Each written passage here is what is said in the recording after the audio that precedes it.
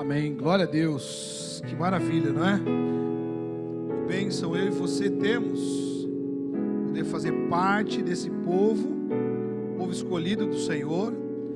Temos os nossos nomes escritos no livro da vida e podemos participar da obra que Deus está fazendo ao redor do mundo. Por isso, onde formos, por onde quer que a gente passe, que em nosso coração a chama ardente da convicção missionária possa estar conosco, e a gente saiba que onde a gente estiver, de fato ali também estará o Senhor, porque Ele habita em nós, amém? E nós precisamos ser esse sal e luz. Eu queria convidar você a abrir comigo a sua Bíblia para a primeira carta do apóstolo João, 1 João, capítulo 5. Convido você a abrir comigo esse texto. Nós vamos ler, depois refletir sobre aquilo que o apóstolo nos ensina nestas palavras, nestes versos. Apenas 3 versos, e nós queremos meditar sobre ele. 1 João, primeira carta do apóstolo João, capítulo 5, versos de 6 a 8, diz assim o texto sagrado: Este é aquele que veio por meio da água e sangue, Jesus Cristo, não somente com água, mas também com a água e com o sangue. E o Espírito é o que dá testemunho, porque o Espírito é a verdade. Pois há 3 que dão testemunho no céu: o Pai, a Palavra e o Espírito Santo. E os 3 são um. E os 3 os que testificam na terra: o Espírito, a água e o sangue. E os 3 são unânimes num só propósito. Amém? Vamos orar? Paizinho, esta é porção da tua santa e bendita palavra. E agora a nossa oração é que o Senhor nos ajude, que o Senhor nos fortaleça, Pai, que o Senhor possa nos revestir de graça, nos dando entendimento a respeito da tua palavra. Queremos, ó Deus, o Senhor ministre ao nosso coração esta palavra viva. Sem a ação do teu Espírito, não podemos entender esta palavra, não podemos ser alvos, Pai, deste teu grande amor. Por isso, por favor, fala conosco nesta hora, meu Pai. De maneira especial, lembramos agora também do irmão Jovino, que está ali internado, Pai, naquela UTI, que o Senhor alcance teu filho, lá onde ele está agora. Da mesma sorte, irmã Marlene, Pai, que o Senhor a abençoe, que o Senhor possa colocar a tua mão poderosa sobre esses teus 2 filhos, sarando, curando, restaurando a integridade física deles. É a oração que faço a ti, em nome de Jesus. Amém. Muito bem. Eu quero compartilhar com os irmãos nesta manhã a respeito deste texto, porque é interessante. O apóstolo João, ele é o último dos apóstolos. Ele é o último que foi morto, não é? O último a morrer. Na verdade, João é o único que não foi assassinado. Os outros todos foram. E João, ele está assistindo, vivendo, sendo a igreja que já tem aí mais de 40 anos.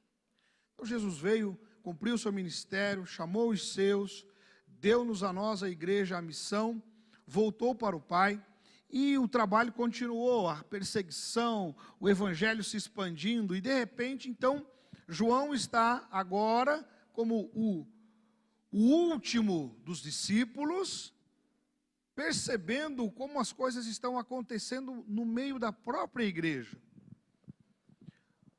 Já começam a haver sinais de esfriamento, já começam a ver os sinais das heresias que são semeadas no meio do povo de Deus. De maneira específica, João, ele tem o cuidado de escrever e de asseverar a deidade de Jesus. Asseverar que Jesus Cristo é o próprio Deus. Quando você lê, tanto aqui nas cartas, quanto no Evangelho, a gente percebe o cuidado de João de deixar claro para aqueles que o leem quem é Jesus Cristo. Identificar que Jesus, ele é o Filho de Deus, ele é o próprio Deus. E por que João tem esse cuidado? Por que João tem, não é, esta percepção? Porque já está no meio do povo de Deus surgindo ideias equivocadas. De maneira especial aqui, nesta primeira carta, ele está combatendo Cerinto, um líder da época, que está infiltrado no meio da igreja, inclusive, mas que, embora esteja enfronhado no meio da igreja de Jesus, ele defende uma ideia gnóstica. E o que é que Cerinto e os seus seguidores apregoavam? Que Jesus Cristo, ele era um homem comum, que no ato do batismo nas águas, não é? Recebeu o Cristo, e que poucos momentos antes da crucificação ficou sozinho, o Cristo saiu. E este é o ensinamento que está passeando no meio da igreja primitiva, lembra? Aquela geração de primeiros crentes já morreram, estão morrendo. João é um dos últimos. E o cuidado de que esta heresia não tome corpo. Perceba, passado mais de 2000 anos, ainda estamos lidando com situações parecidas. O gnosticismo ainda está por aí. Se você pesquisar, você vai encontrar os ensinamentos gnósticos. E fora esta heresia, outras tantas existem, não é, que estão por aí. E nós, a igreja de Jesus, à semelhança de João, precisamos ter o cuidado de firmar a nossa fé nos princípios e valores que são eternos, revelados nas Sagradas Escrituras. É por isso que nós, os batistas, afirmamos e reafirmamos que a Bíblia, a palavra de Deus, ela é a nossa única regra de fé e prática. Nós não temos um livro de catecismo, não temos um livro de regras próprias.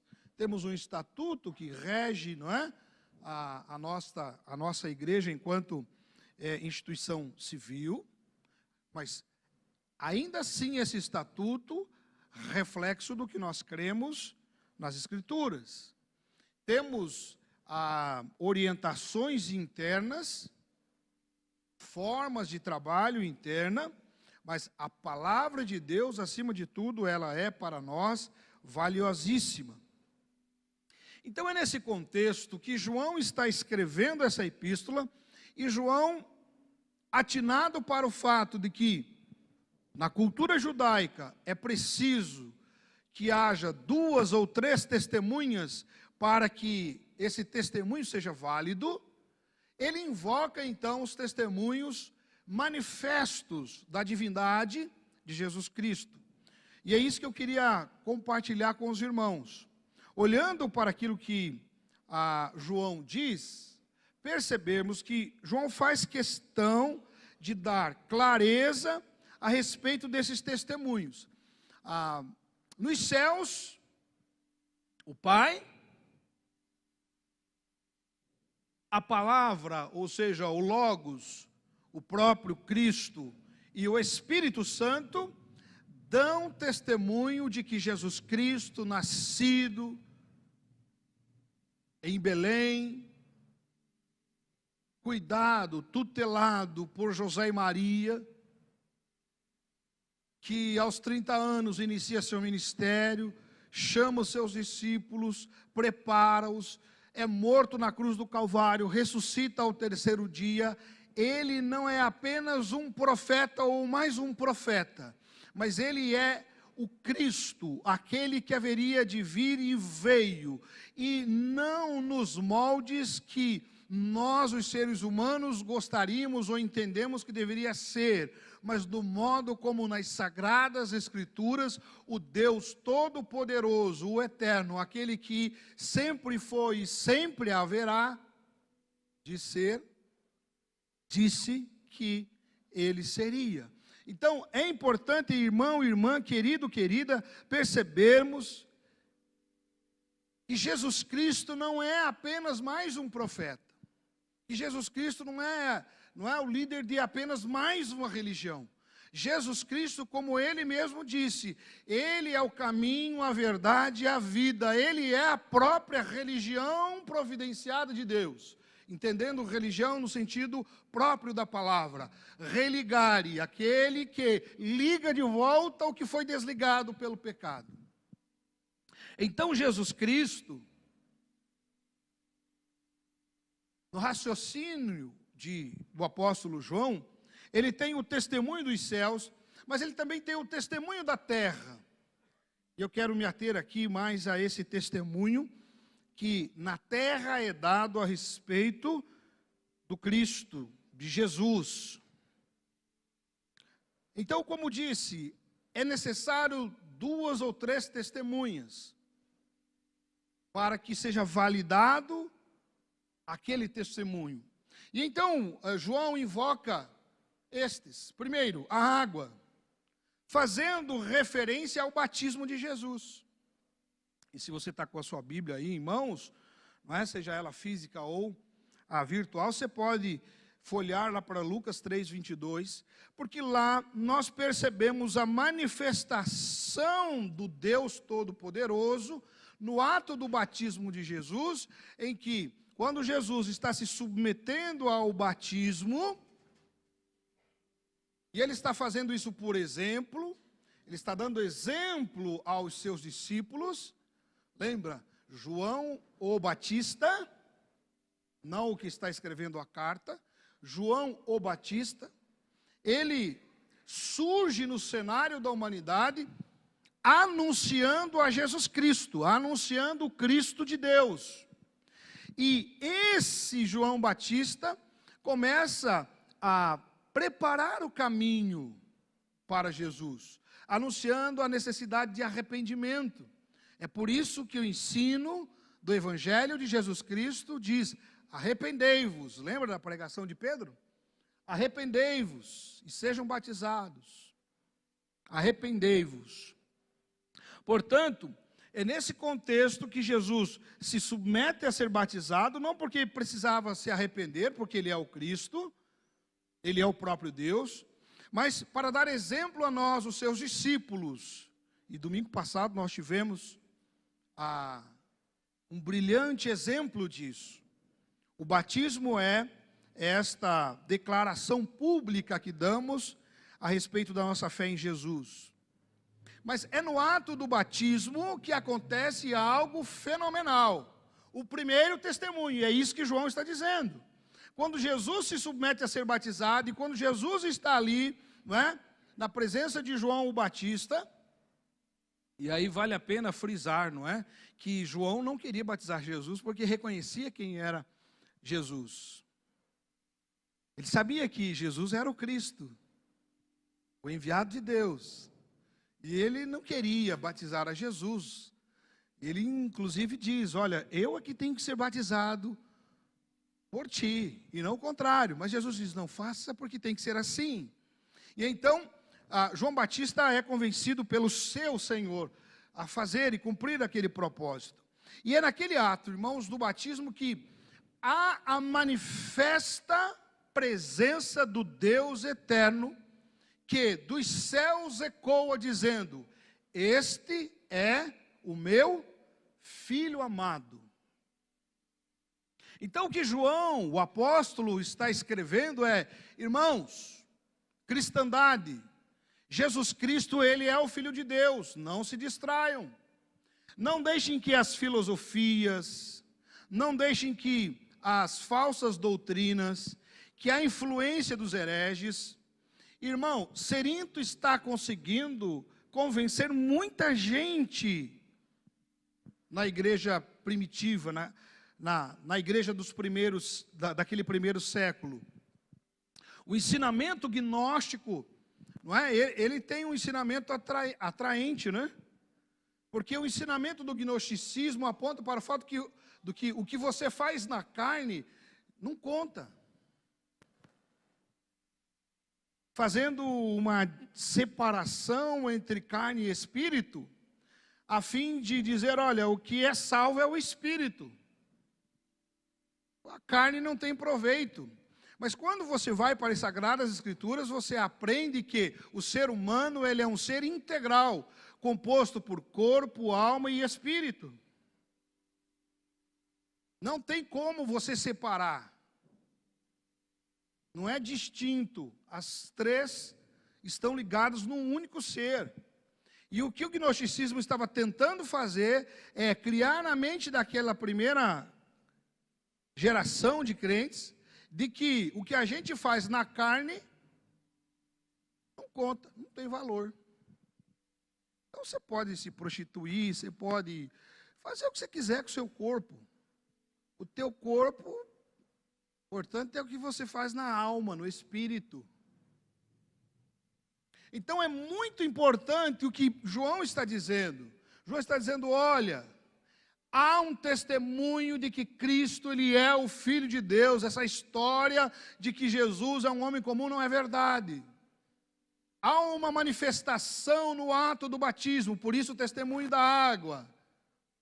Há uma manifestação divina que aponta para o fato de que Jesus, o Cristo, Ele é o Filho de Deus.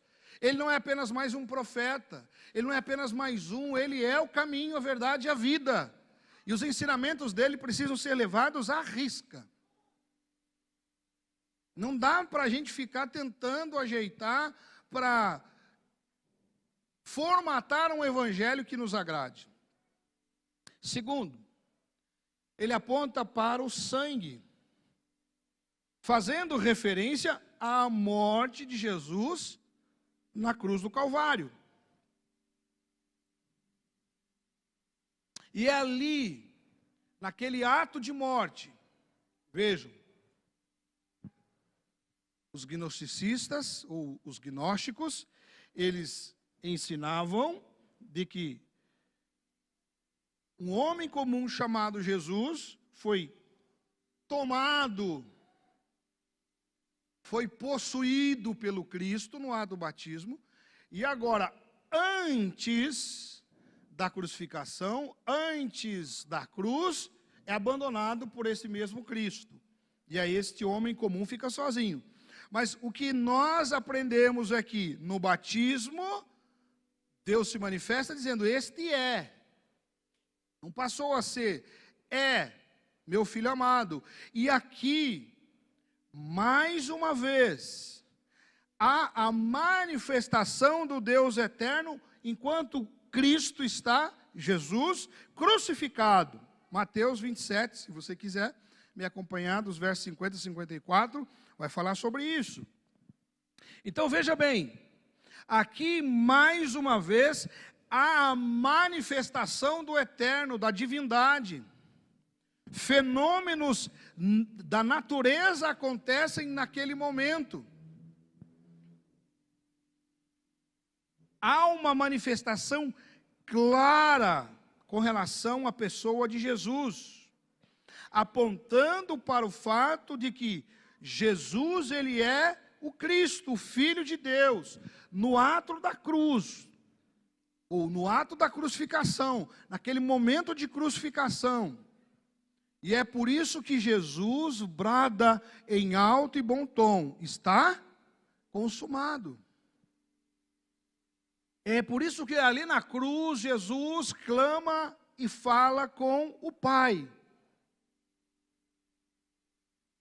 Então, o que João está dizendo é: o sangue, ele é testemunha, ele declara, ele afirma para todo aquele que tem bom entendimento, entenda.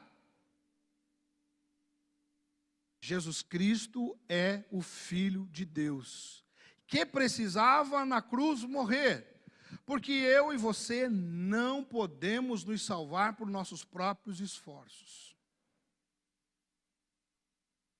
Por melhor que a gente seja, por mais santinho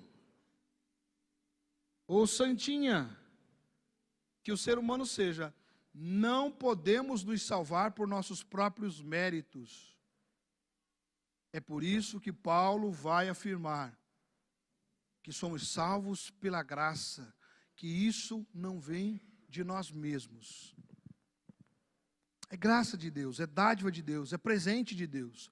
Porque naquele ato da crucificação, da morte, Jesus atraiu sobre ele toda a humanidade. Toda a humanidade. Não é parte da humanidade. Não é só uns ou outros. Não é só um grupo especial. É por isso, irmãos, que todos os seres humanos, sejam eles quais forem, tenham a cor que tiver, a formação que tiver, a natureza que tiver, a intelectualidade que tiver, qualquer ser humano, indistintamente, é um pecador perdido, precisa da graça de Cristo Jesus. Por isso o texto sagrado afirma: nele fomos atraídos.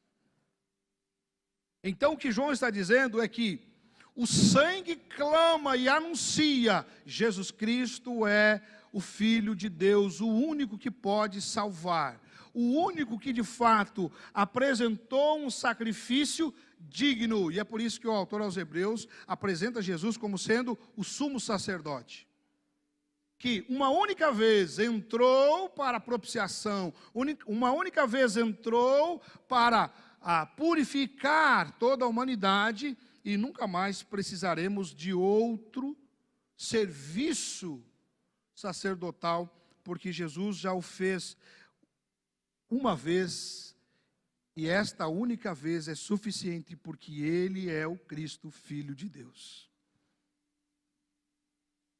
Então João está fazendo lembrar a igreja daquele século, mas obviamente o Espírito, que é o terceiro elo, que é, não é, a terceira testemunha, como o texto sagrado afirma, nós lemos, João faz questão de identificar. O Espírito Santo é este elo entre céu e terra. O Espírito Santo é aquele que age entre nós, no nosso meio, e lidera a igreja que aqui está, cumprindo aquilo que Jesus havia dito: eu vou para o Pai, mas vos enviarei um Consolador, vos enviarei um Paráclitos, um igual a mim, alguém que continuará fazendo o que eu faço no meio de vocês. E é o Espírito, não é qualquer Espírito, o Espírito Santo de Deus, que dá testemunho. E aí João, lá no seu Evangelho, no capítulo 15, verso 26, inclusive fala sobre isso, que o Espírito testifica da verdade. O Espírito Santo de Deus, ele é aquele que dá vazão a toda essa história que está sendo narrada desde o Gênesis. Passa por Cristo e continua até que ele venha. Então, o que João está dizendo é: nós temos testemunho. Testemunho vivo, testemunho forte, evidente, da água, do sangue e do Espírito. E se você já foi chamado para ser testemunha em algum processo, né, compor algum júri, você sabe que os escolhidos para tal, pelo menos até hoje sempre foi assim, espero que continue, né?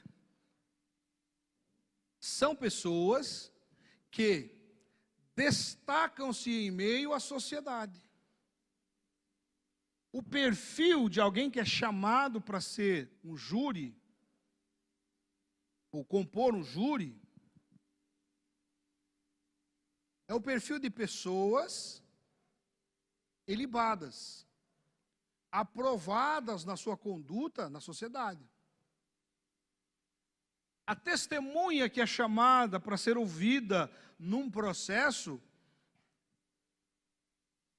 ela é considerada conforme a sua conduta. A palavra desse indivíduo que é apresentado como testemunha tem peso conforme sua índole, sua conduta, sua forma de ser, de viver. Tudo isso é considerado, inclusive é evocada no momento da apresentação do testemunho. Digo isso porque já fui testemunha e sei como funciona num júri. Então, o que João está fazendo é dizer, olha, o testemunho que nós temos é o testemunho mais forte que pode haver, nos céus e na terra, a respeito da divindade de Jesus Cristo. E o que ele está escrevendo é exatamente para grifar. Sabe aquela canetinha marca-texto que você usa para grifar aquilo que é importante, que precisa se destacar? É o que ele está fazendo. Ó, Jesus é Deus. Porque você pode se perguntar, mas pastor, por que é importante isso? Porque sempre haverão aqueles que, levantados pelo espírito do anticristo, manifestarão opinião para dizer que Jesus Cristo não é divino. Porque se provado fosse que Jesus não é divino, logo toda a essência do cristianismo perde o seu sentido. Então eu quero terminar esta reflexão dizendo que passado 2000 anos, pouco mais de 2000 anos aí, a gente continua com os mesmos dilemas. Por isso que a palavra de Deus, ela é viva, é eficaz e ela é sempre atual. Porque ainda hoje, eu e você, homem, mulher, moço, moça, precisamos estar convictos. Quem é que nós estamos seguindo? Um guru? Um guru qualquer? É por isso que tem gente que ora é de uma religião, ora é de outra, ora é de outra. E quando você vai olhar as religiões, fala, mas não tem nada a ver uma com a outra. Como é que esse indivíduo consegue isso? É por isso que já existe ex-evangélico. Você se converteu do quê? Ah, eu me converti do evangelho. Eu era evangélico, agora me converti. Agora eu sou XYZ. Eu, quando garoto, jamais poderia imaginar que um dia eu ouviria uma frase dessa, mas eu já ouvi recentemente, um dia eu me converti. Eu era evangélico, agora me converti. Eu sou do XYZ.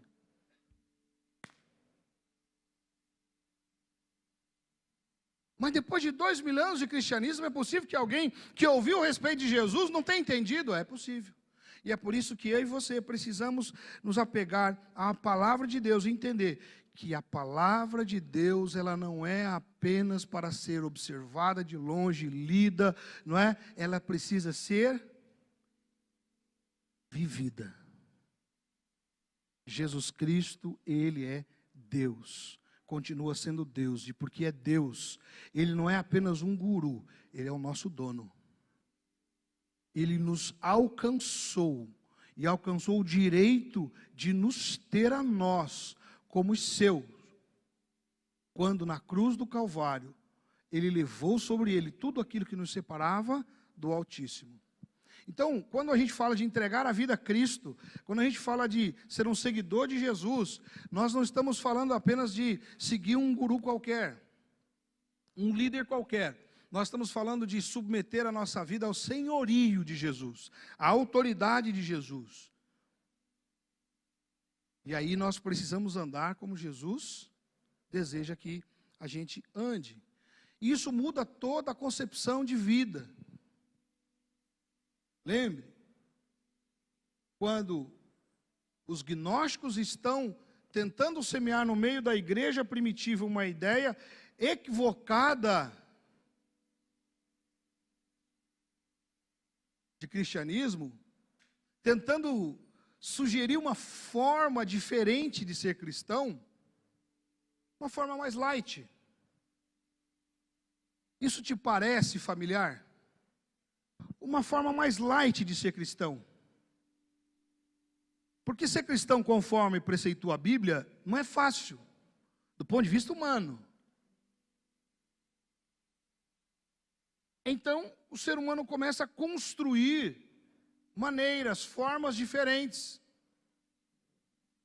Não tenha coragem de dizer, não, olha, não quero saber do cristianismo.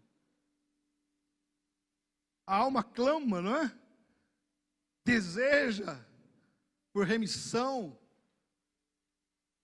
E ao invés de submeter e admitir que é falho, fraco, perdido, pecador, miserável e que precisa da graça de Deus, então esse ser humano, envaidecido por sua própria humanidade, ou seja lá o que for,